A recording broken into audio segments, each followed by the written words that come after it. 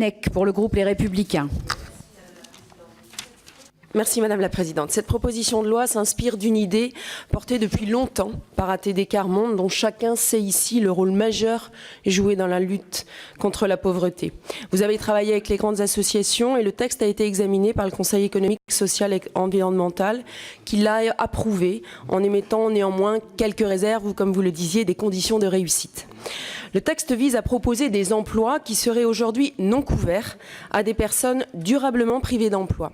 Dans l'esprit des responsables d'ATD, les intéressés peuvent être bénéficiaires de l'ARE, de l'ASS, du RSA, voire d'aucune allocation. Elles peuvent être inscrites ou pas à Pôle emploi, indemnisées ou pas. Le CESE a quant à lui recommandé de ne cibler que les personnes inscrites à Pôle emploi depuis plus d'1 an et qui ont épuisé leur droit à indemnisation du chômage. Pour mémoire, seulement 1/3 des chômeurs de longue durée perçoivent l'allocation chômage. S'il est adopté en l'état, la proposition crée donc une expérimentation pour 5 ans sur une dizaine de territoires volontaires dont certains se sont déjà manifestés.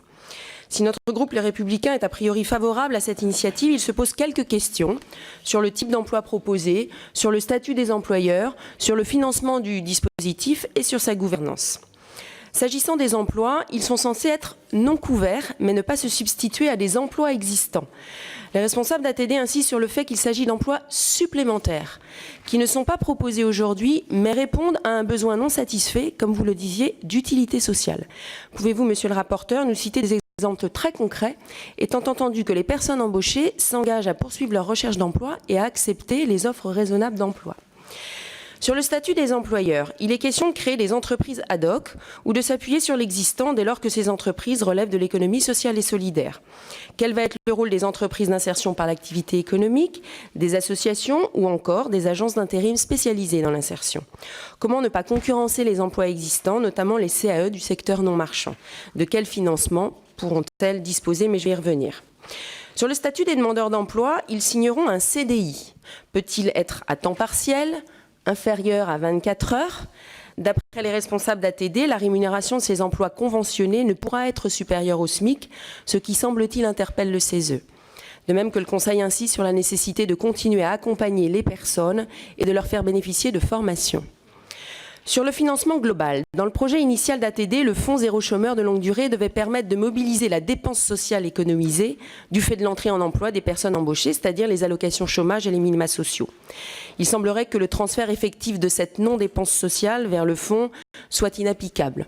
Donc, en attendant, on s'entrait vers le simple financement des emplois conventionnés par les collectivités locales volontaires et par une ligne budgétaire classique.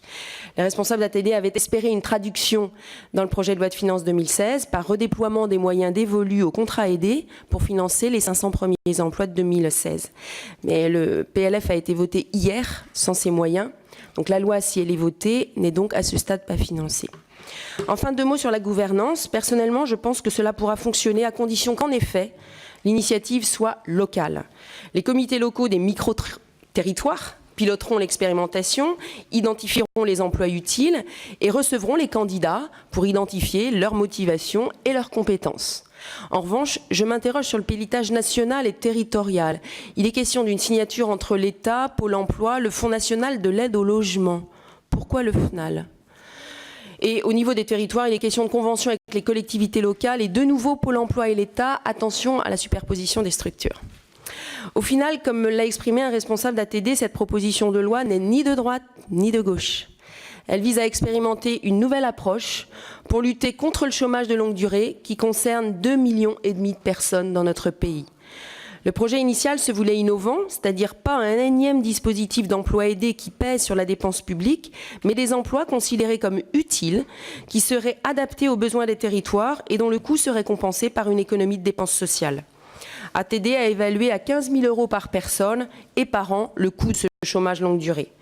Aux Républicains, nous souscrivons totalement à cet objectif et c'est donc avec le souci de ne pas en trahir l'esprit que nous allons examiner les articles et les amendements.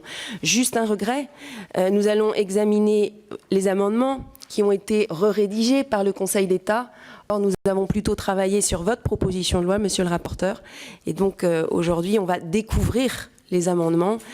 On aura la séance la semaine prochaine, mais je regrette qu'on n'ait pas pu voir vos amendements puisqu'il fallait les lire probablement en priorité par rapport à votre proposition. Merci. Oui, Madame Le Callennec, avant de donner la parole à Monsieur Vercamer pour le groupe UDI, les amendements, vous les avez depuis lundi. Ils sont disponibles depuis lundi, donc 48 heures. Ils ont été envoyés. Voilà. Monsieur Vercamer pour le groupe UDI.